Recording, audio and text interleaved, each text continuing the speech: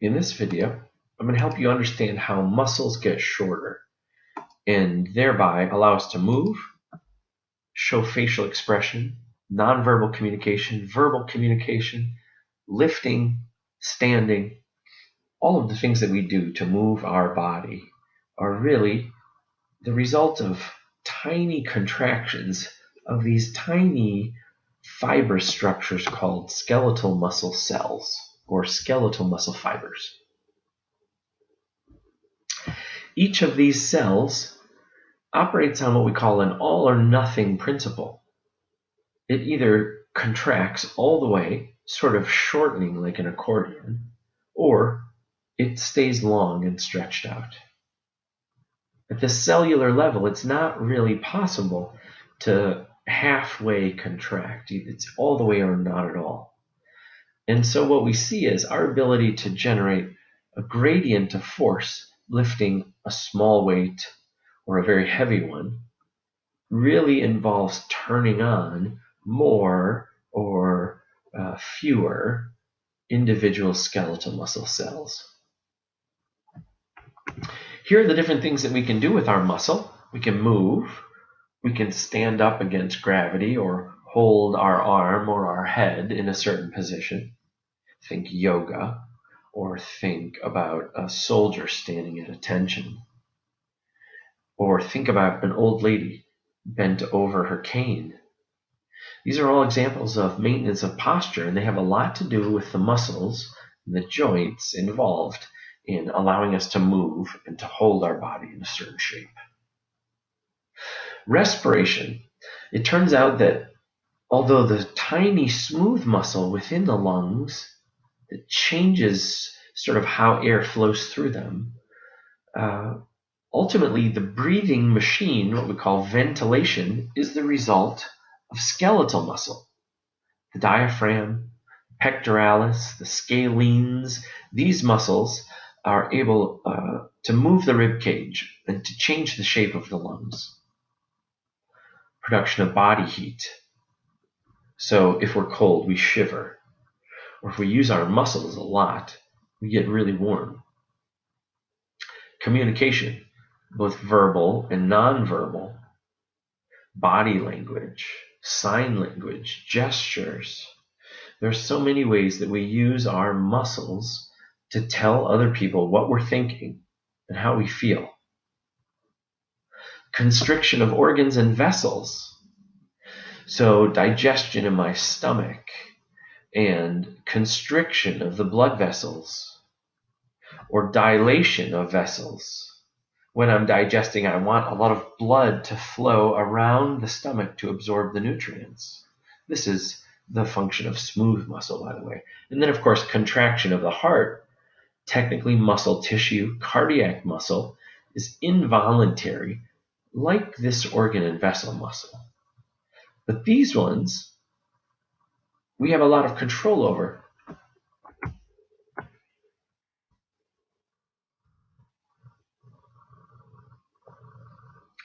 General properties of muscle include that the muscle can shorten and that it can respond to a stimulus and that it can stretch in between contractions and return to its pre-stretched state. All of our muscle cells have these four general properties: smooth muscle, cardiac muscle, and the skeletal muscle that we're focusing on in this chapter.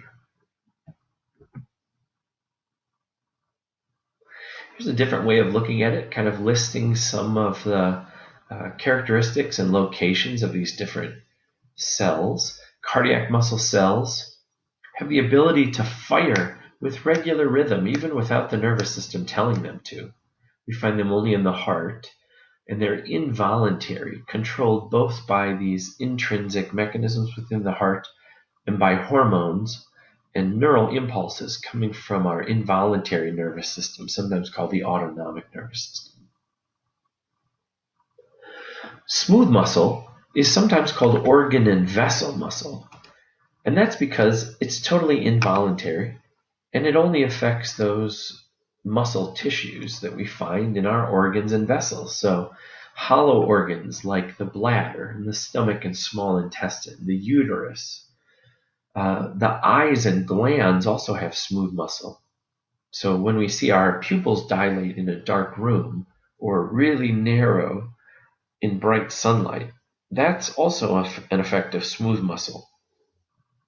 In some locations, this is autorhythmic, like we see in the gut, just to sort of keep things moving along.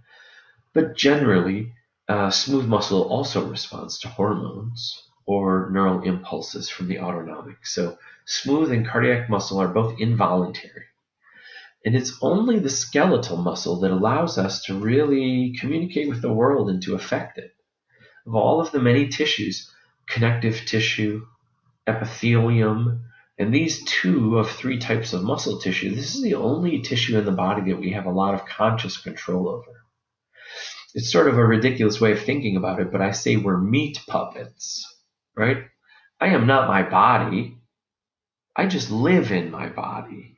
I am my ideas. I am my mind. I am my way of communicating, my idiosyncrasies, and my sense of humor.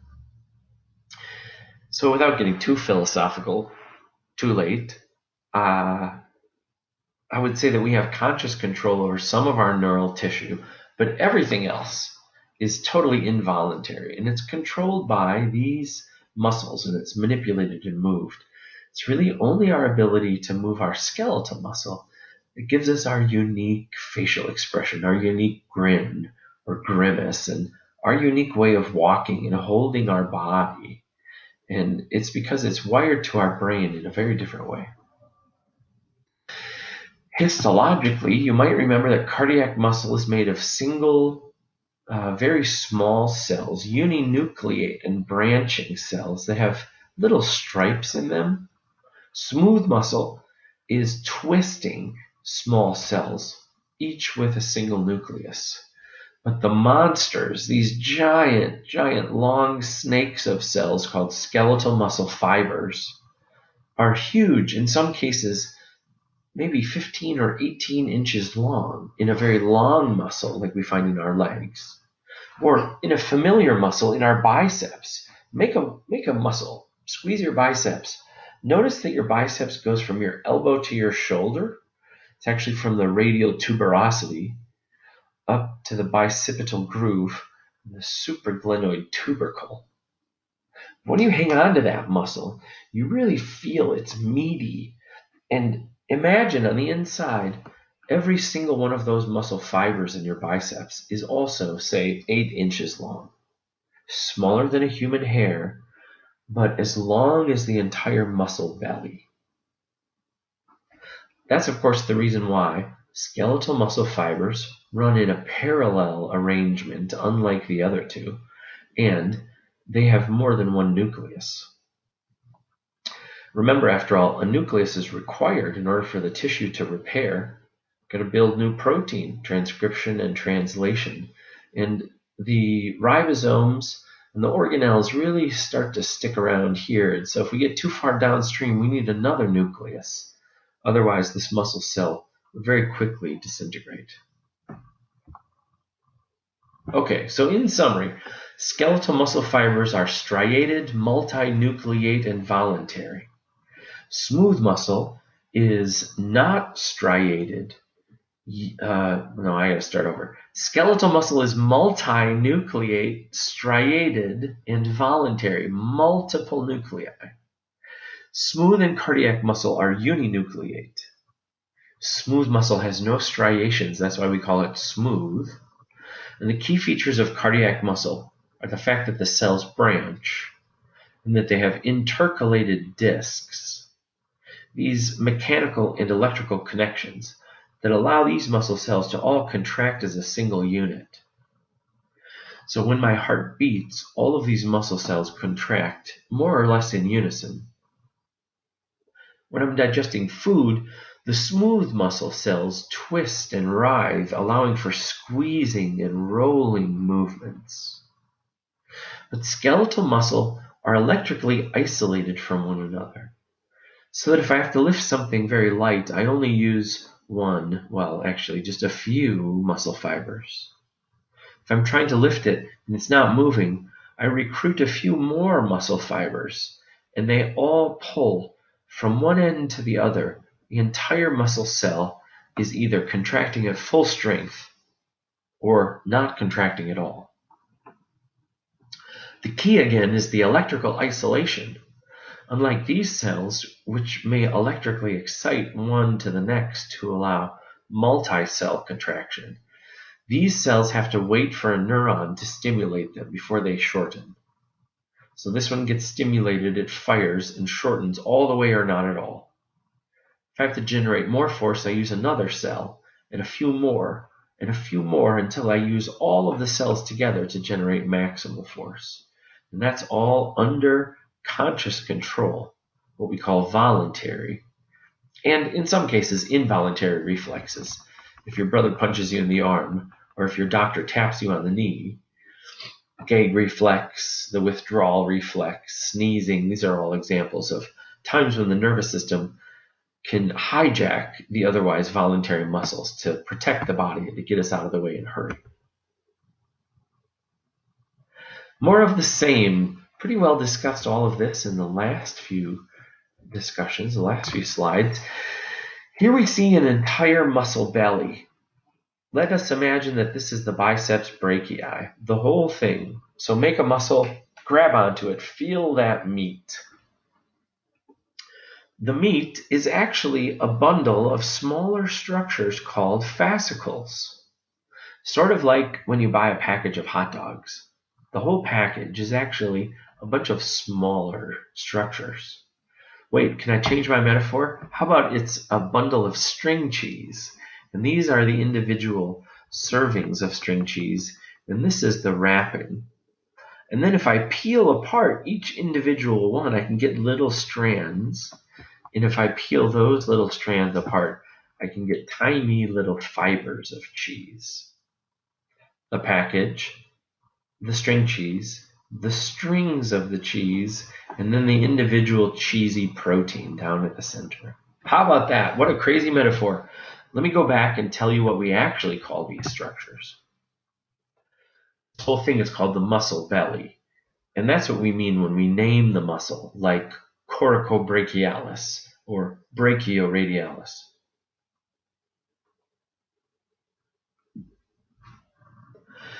The entire muscle belly is surrounded by connective tissue called the muscular fascia. This is very delicate and pain sensitive. Of course, it's where where the muscle pain syndrome fasciitis comes from. If we overuse our muscles, it really hurts that fascia. Just deep to the fascia is a second layer that wraps the whole muscle belly called the epimysium.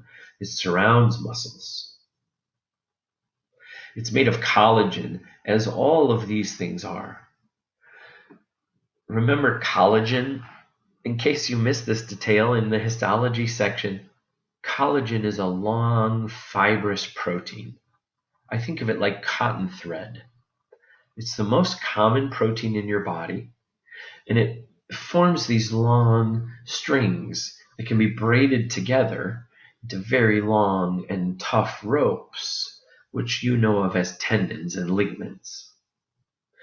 So at the heart of these connections between muscle and bone, what we call a tendon, really each of these tiny fibers on this end is connected all the way back up to this end, either as endomysium surrounding the single muscle fiber, or perimysium surrounding this structure called the fasciculus. So the fasciculus looks like a pepperoni pizza. The individual muscle cells in this cross-section look like the pepperoni. And then I don't know what the heck this is, a big round table with a lot of pizza on it. What surrounds the entire muscle belly? Fascia and epimysium. What surrounds the fascicle? Perimysium. What surrounds each individual muscle fiber or muscle cell? It's called endomysium. Stick with me here. Each of these layers is made of the same stuff, this white cottony fiber called collagen. And so it makes for this very efficient design. The whole muscle is made of individual cells that can shorten and lengthen independently, and they slide past one another, and all of their connections are anchored to the same spot. So if I have to use them all together, they're really efficient. The tendon is an amalgamation of the muscular fascia, epimysium, perimysium, and endomysium. If I were you, I'd be prepared for some sort of matching section, listing all of these connective tissues, and then being able to describe which of the muscular structures they are attached to or surround. The next thing that we're going to talk about is how the muscle cells are stimulated by neurons. We break our neurons apart categorically into what they do. Sensory neurons allow us to see and hear the world around us. Motor neurons allow us to command our muscles and, in an involuntary way, command our heart and our organs and vessels. And so these are called motor neurons. They stimulate the muscle cells to contract. And where they attach to the muscle is not surprisingly called the neuromuscular junction. And it looks like this. Don't worry, we'll get through all of that. Oh my goodness, this is a long chapter. Look at this. Here's a neuron coming down onto the surface of a muscle cell. These tiny toe-like structures. Man, doesn't that look like a toad's foot? The tiny toes. The toes are the bulbous ends of a neuron, which we call a presynaptic terminal. The presynaptic terminal, or axon, an axon terminal, they contain tiny chemicals, tiny packages of chemicals. And when the electrical activity comes down the nerve, it causes that chemical to get spritzed out of the end, sort of a little spray like you would see from a perfume bottle. On the other side, there are chemical receptors which respond to that little spritzing of the chemical and then cause a chain reaction of events, including the influx of sodium ions, to cause another electrical activity to start on the muscle cell. This is very detailed, but super duper important, good people. This is really one of the most important concepts that you can learn in this class, because it's going to help you understand not only how muscles contract, but how you think and how you sense the world around you. It's also true that many of our medications, including painkillers, antidepressants, anti-seizure medications, that they affect the body by affecting some part of this mechanism or another, like calcium channel blockers. They slow the heart rate and slow the force of contraction within the heart. Or serotonin reuptake inhibitors. They change the way that our neurons recycle chemicals within the neuron. Agonists and antagonists interfere with the chemical binding of the neurotransmitter to the receptor. And very strong chemicals like lithium actually affect the way that the signal, the electrical signal, comes down the neuron. So anyway, if that doesn't inspire you to really learn this slide, man, nothing's going to do it. Let me tell you what I see. This is a neuron, a motor neuron. This is the cell membrane of a muscle cell. And notice that there's a tiny gap in between. The electrical activity, called the action potential, comes all the way down the neuron to cause these chemicals to be released and unlock the door, allowing the sodium in. This chemical is not released until the electrical activity arrives. On the other side of the synapse, we see the neurotransmitter receptor. It contains special keyholes to receive the chemical signal, and they have just the right shape that it will cause this chemical to either open or close the door. In this case, it shows what we call an excitatory process. The neuron is exciting the muscle cell by opening the door and saying, yep, come on in. Once enough sodium arrives, it causes the electrical activity to start along the muscle cell, and then the muscle sends the signal all the way down from one end to the other of this giant long cell that is smaller in diameter than a human hair, as long as your biceps.